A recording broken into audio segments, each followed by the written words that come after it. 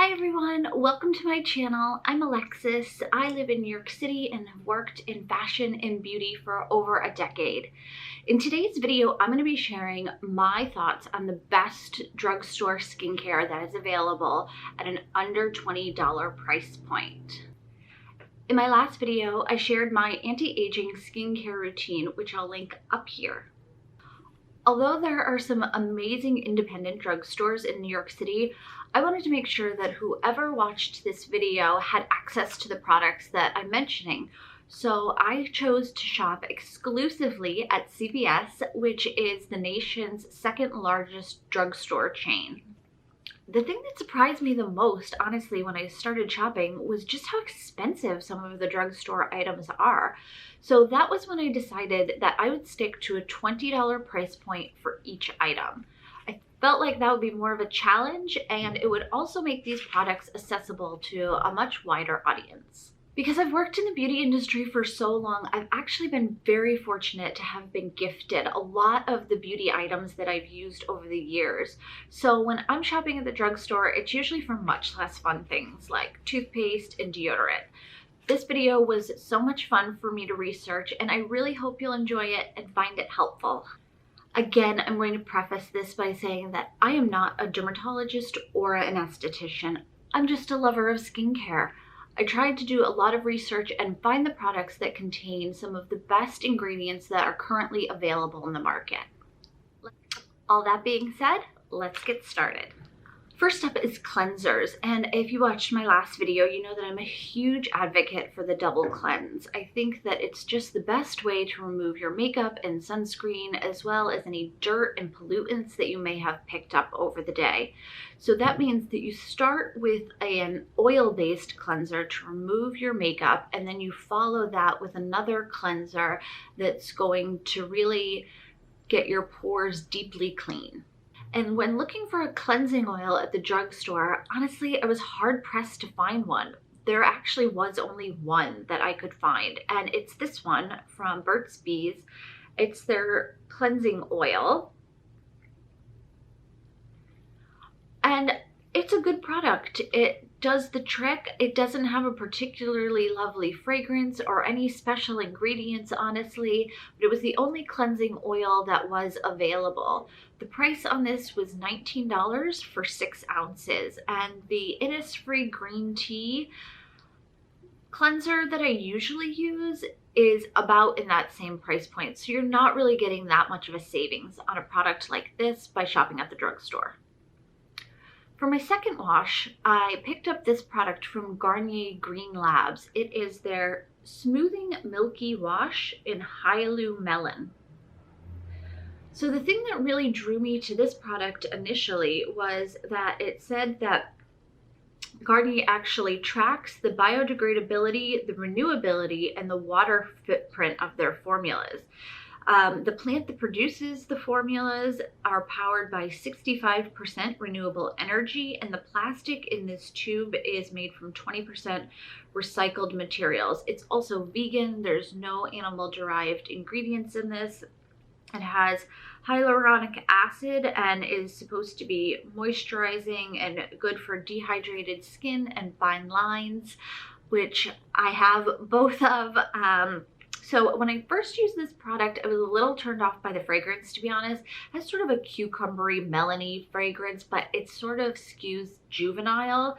But I was pleasantly surprised when I used this on its own in the shower that it really removed all of my makeup.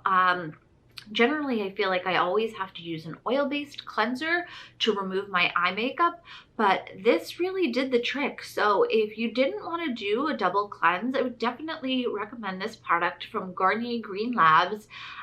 The scent isn't so bad that you can't forget about it after a few seconds, and they seem to be doing the ethical thing as far as sustainability is concerned, and like I said, it really did a great job of removing my makeup. And this one retails for about $11. So next up is the toner category. I picked up 2 different toners, one sort of a more everyday toner and another with a treatment ingredient in it. So the first toner that I picked up is this one from Burt's Bees. It's their calming toner. with witch hazel and rose.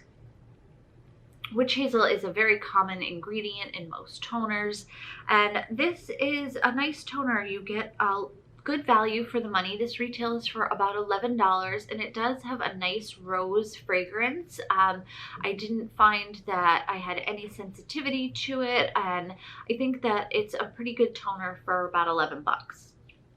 As I mentioned in my last video, I really like to incorporate a glycolic into my skincare routine with the toner. And fortunately, I was able to find this one from Pixi. It is their Glow Tonic. It's a 5% glycolic acid.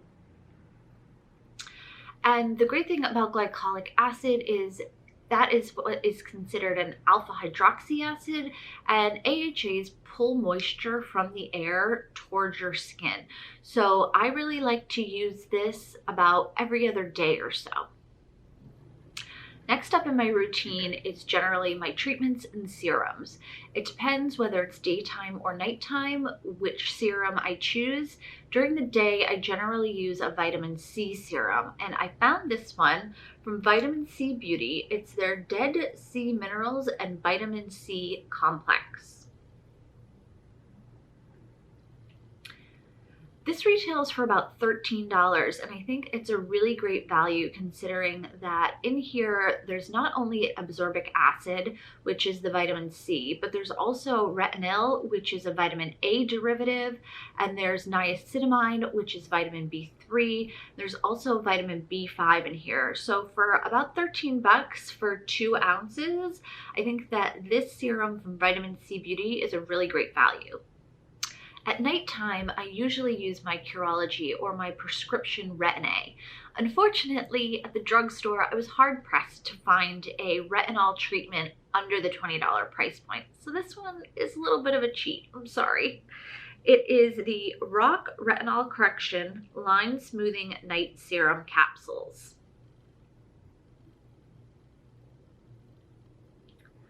So this is only a travel size portion. It retails for about $13, but these little capsules are super handy for travel. So I would definitely recommend this product for that. It contains your retinol as well as ceramides. Another category where it was pretty hard to find a product for under $20 was eye cream. I did find this one from Neutrogena. It is their Healthy Skin Eye Cream. This retails for about $18, and it contains absorbic acid, glycolic acid, as well as retinol. So there's a lot of good ingredients in this product for about $18 for half an ounce. So for the next category, moisturizers, there were definitely the most options there for the under $20 price point. The first one that I picked up from CeraVe was just their AM facial lotion, and it has an SPF in it. Unfortunately, when I put it on, I felt like the product sort of rolled off my skin. I'll insert a picture here so you can see what I mean. I think it was the sunscreen that caused that. So I returned that and I went back for this one. It is the CeraVe Facial Moisturizing Lotion PM. So this is essentially exactly the same as the AM product, but without a sunscreen, which for me is okay because I use a different sunscreen anyway. This product has ceramides, niacinamide, and hyaluronic acid, and it retails for about $18 for 2 ounces. Although the CeraVe moisturizer that I picked up for daytime is actually a night cream, it's got a very light texture, and I prefer something a little bit heavier at night. I'd received this product in my Allure Beauty box. It is the Roche-Posay Lipikar Balm AP+.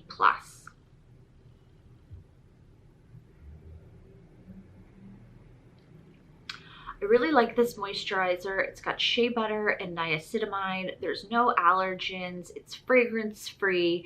And for about 15 bucks, you get nearly 7 ounces, which is a really great value. So definitely recommend this one from La Roche-Posay. As a little bit of a more affordable alternative, I also picked up this classic CeraVe moisturizer in the travel section.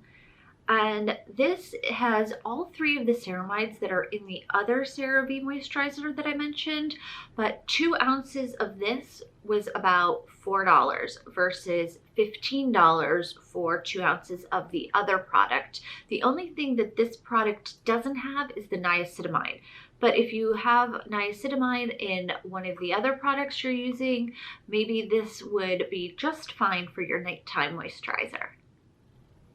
After my moisturizer, I've been really loving using an oil, and I was able to find this one from Olive. It is their Rosehip oil with olive oil.